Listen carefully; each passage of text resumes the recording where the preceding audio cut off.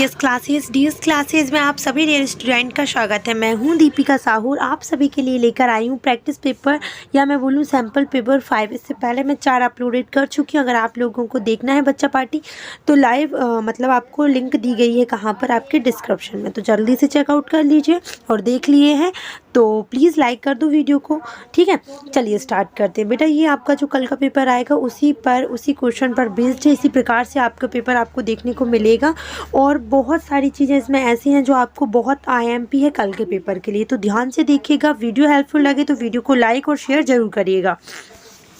यहाँ पर लिखा है डू एज डायरेक्टेड। फर्स्ट में क्या लिखा है, fill in the blanks with the suitable helping verb. आपको क्या करना है, इसमें हेल्पिंग वर्ब लिखनी है और हेल्पिंग वर्ब आपको पहले दी गई है इज एम आर। अब अपन को यहाँ कहीं एम लिखना है तो कहीं आर लिखना है। कहाँ लिखेंगे चलिए मैं बताती हूँ। फर्स्ट में आएगा क्या आपका, tigers blank font in India. कहाँ प्राप्त होते हैं आपको, इंडिया में। अब टाइगरेस है, प्लूरल हेल्प मतलब प्लूरल सब्जेक्ट है तो प्लूरल हेल्पिंग वर्ब आएगी। तो यहाँ का क्या यूज़ होगा आपका, आर। फर्स्ट में आएगा आपका आर। अगर मैं सेकंड की बात करूँ तो सेकंड में क्या लिखा है आपका, चंदन ब्लैंक कमिंग टुडे। चंदन आज आ रहा है तो यहाँ पर किसी नेम किसी नाउन की बात हो रही तो यहाँ पर इज़ यूज़ होगा। जहाँ पर सिंगुलर नाउन होती है वहाँ पर इज़ यूज़ होता है, जहाँ पर प्लूरल नाउन होती है वहाँ पर आर यूज़ होता है, ठीक है। चलिए सेकंड देखें। सेकंड में क्या लिखा है आपका, सेकंड में क्या लिखा है आपका, right the comparative and superlative degree of the following word. आपको इनकी जैसे कि आपको एडजेक्टिव दिए, इनकी आपको क्या लिखनी है, कंपैरेटिव और सुपरलेटिव। तो ग्रेट की क्या होगी, ग्रेटर और ग्रेटेस्ट। और यहाँ पर सेकंड अगर मैं विजी की बोलूँ तो विजी, विजियर, बिजिएस्ट। समझ में आया, great, greater, greatest, busy, busier, busiest. Combine the sentence given below using N appropriate conjunction. इनमें कंजक्शन यूज करना है आपको। जो नीचे कंजक्शन बोले जैसे एंड है, और है, बट है, इन में आपको क्या करना है, कुछ नहीं करना है। आपको इनके बीच में या तो एंड या तो और या फिर बट लगाना है अकॉर्डिंग टू सेंटेंस। लिखा है he work hard he gets a low salary. वह कठिन परिश्रम करता है लेकिन उसको फिर भी लो सैलरी मिलती है। लेकिन के लिए हमेशा वट आता है। जब एक सेंटेंस पॉजिटिव और एक नेगेटिव होता है तो हमेशा क्या आता है, नॉट। तो इन दोनों के बीच में आपको क्या लिखना है भाई, इन दोनों के बीच में आपको क्या लिखना है, but. He works very hard but he gets a low salary. Second बोला है man discovered fire, he learned to cook. मनुष्य ने आग की खोज की ताकि वह क्या सीख सके, कुकिंग सीख सके, ठीक है। और यहाँ पर इसका मतलब क्या होगा, मैन ने आग की खोज कर ली और वह पकाना सीख गया। तो इन दोनों के बीच में आएगा आपका एंड आएगा, ठीक है। चलिए यहाँ पर डी दिखा है आपको कि डी में change the following sentence according to the instruction given bracket. आपको जो इंस्ट्रक्शन ब्रैकेट में दिए उसके अकॉर्डिंग इस सेंटेंस को चेंज करना है। तो पहले में लिखा है कि चेंज इनटू इंटरोगेटिव। इसको इंटरोगेटिव में कन्वर्ट कर दो बच्चे। इसमें लिखा है दे विल हेल्प हर, वो उसकी मदद कर रहे हैं। तो आपको क्या लिखना है इसमें आप अगर इसको चेंज करेंगे इंटरोगेटिव में तो आप लोग लिखेंगे will they help her, will they help her. Second देखिए, सेकंड बोल रहा है आपका सी इज कुकिंग द डिनर। वो किसके लिए कुकिंग कर रही है, रात के खाने के लिए। तो इसमें क्या लिखना है आपको, चेंज इनटू नेगेटिव। इसको नेगेटिव में कन्वर्ट करना है। तो आप कैसे करेंगे, इसके बाद नॉट लगा दीजिए, इसके बाद आपको नॉट लगाना है और ये चेंज हो जाएगा। She is not cooking the dinner. यहाँ पर ई वाला देखिए, fill in the blanks with appropriate modal. इसमें आपको मॉडल का यूज़ करना है, ठीक है। तो फर्स्ट में लिखा है आपका क्या, फर्स्ट में लिखा है blank I use your mobile phone. क्या मैं आपका मोबाइल फ़ोन यूज़ कर सकता हूँ। यहाँ पर आपका यूज़ होगा मे। आप कभी किसी से परमिशन मांग रहे हैं, आप पता नहीं फॉर्मल है इनफॉर्मल है, तो मे ही यूज़ करेंगे। सेकंड बोल रहा है आपको Atul blank speak English well. जब हम किसी बात करें किसी लैंग्वेज को मैं बोल सकती हूँ तो वो मेरी एबिलिटी है कि मैं उस चीज़ को बोल सकती हूँ, क्षमता है। जब हम क्षमता बताते हैं तो कैन का यूज़ करते हैं। किसका यूज़ करते हैं, कैन का। समझ गए, मतलब फर्स्ट में आएगा मे, सेकंड में आएगा कैन। चलिए अब हम यहाँ पर आ जाते हैं। यहाँ पर आपका एफ वाला देखेंगे। एफ वाले में क्या लिखा है आपका, change the following sentence into passive voice. Passive voice में कन्वर्ट करना है इनको। मैरी रोट अ लेटर, और यहाँ पर आप जरा करके बताइए मैरी रोट अ लेटर। तो ये होगा भाई आपका a letter was written by Mary. A letter ध्यान से सुनिएगा, a letter was written by Mary. ठीक है, सेकंड है read the following sentence and punctuate it. इसमें आपको कुछ नहीं करना है, सिर्फ ऐसे करके ये लगाना है। वेयर डू यू लिव, आपको क्वेश्चन मार्क नहीं लगा था, आपको बस मार्क लगाना था। चलिए, सेकंड दिया है आपका क्या, write the answer as asked, जो पूछा गया है उसका आंसर दीजिए।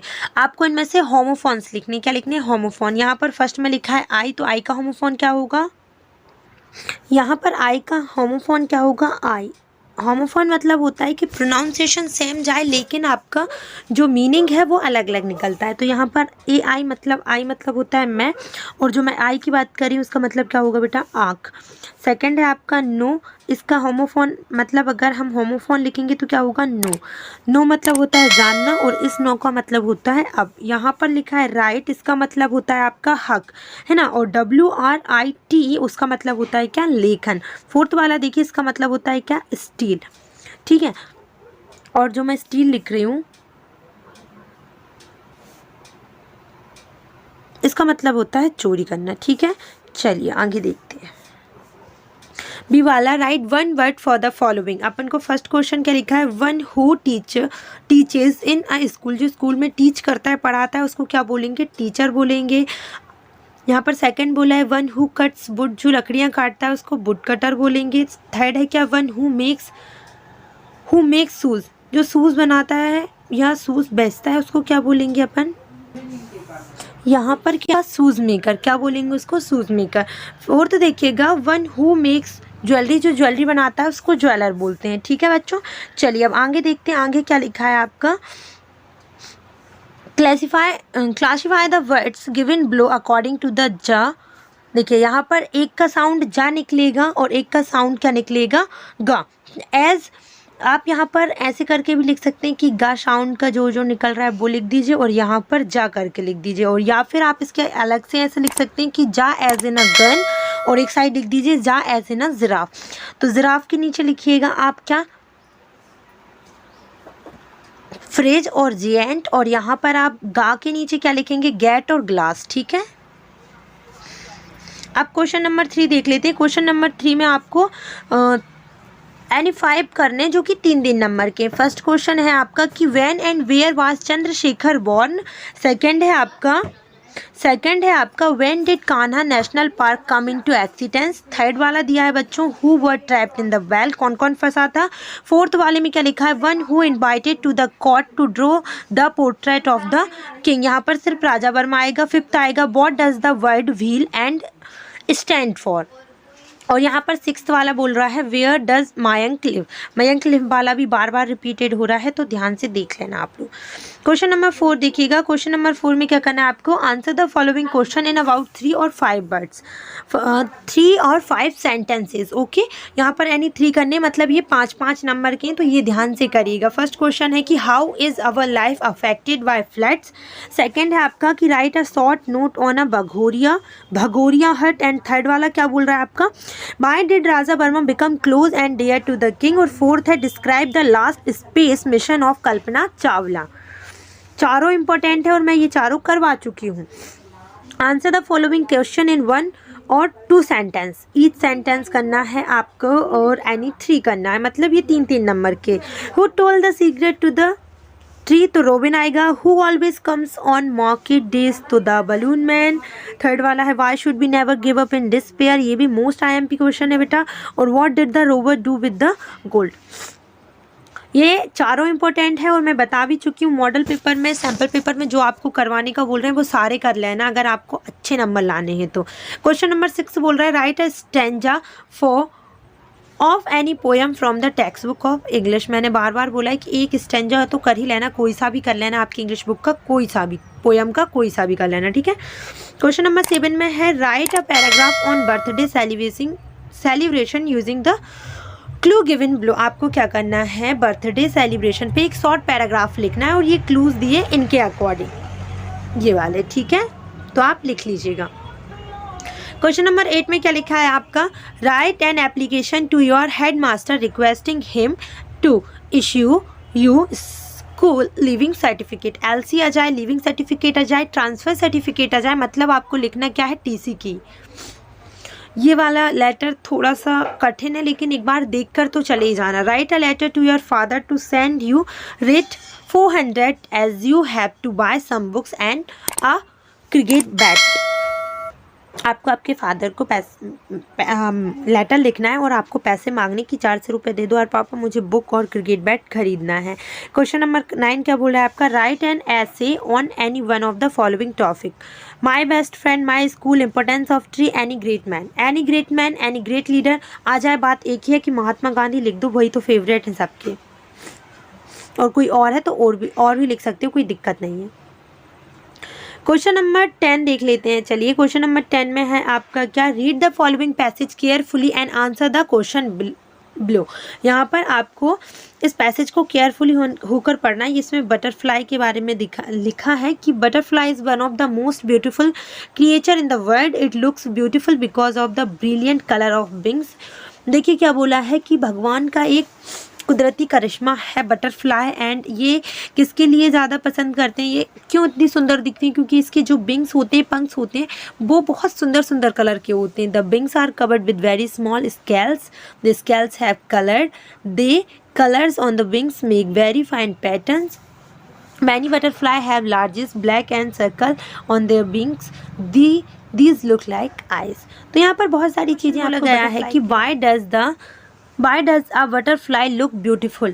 जो बटरफ्लाई होती हैं वो ब्यूटीफुल क्यों लगती हैं? तो मैं जैसे बोलती हूँ कि फर्स्ट क्वेश्चन आपके फर्स्ट लाइन से ही पूछा जाता है, तो यहाँ पर उसी से पूछा गया है कि वो ब्यूटीफुल क्यों लगती है। इट लुक्स ब्यूटीफुल, इट की जगह पे बटरफ्लाई कर देना। अब butterfly looks beautiful because of the brilliant colours of wings. उनके जो ब्रिलियंट कलर्स होते हैं ना उसके पंख के, इसलिए वो बहुत सुंदर लगती है। सेकंड क्वेश्चन ये है कि what do the colour make on the wings. कौन कौन से कलर होते हैं, चलिए देखते हैं। सेकंड वाला क्वेश्चन आपको कहाँ से लिखना है? सेकंड वाला क्वेश्चन आपको यहाँ से लिखना है, मैं बताती हूँ। The colours on the wings make very fine pattern. किस पैटर्न के होते हैं? वेरी फाइन पैटर्न के होते हैं। इसके अलावा आप फर्स्ट से लिखें तो कोई दिक्कत नहीं है, लेकिन लिखने की बिल्कुल ज़रूरत नहीं, बस इसमें ये बताया था कि कैसे बनते हैं, तो पैटर्न से बनते हैं। और many butterfly have largest black circle on their wings, ये भी कर सकते हो, लेकिन आंसर सिर्फ इतना है कि आपको यहाँ से लेकर यहाँ तक लिखना है, ठीक है। सी वाला क्या बोल रहा है आपका? Who aims at the I of the butterfly.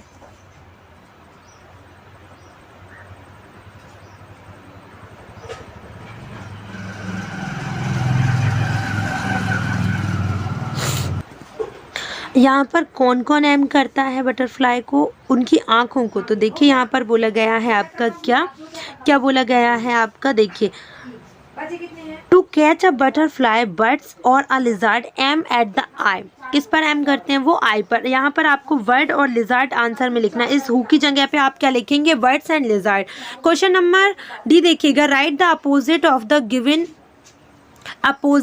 Given words from the passage. आपको अपोजिट वर्ड लिखना है। तो अगली मतलब होता है बदसूरत, और यहाँ पर ब्यूटीफुल मतलब होता है क्या? खूबसूरत। फ्रेंड्स मतलब होता है दोस्त, और अगर मैं एनिमे की बात करूँ तो उसका मतलब होता है क्या? शत्रु। तो फ्रेंड का अपोजिट क्या होगा बच्चों? एनिमे, ठीक है।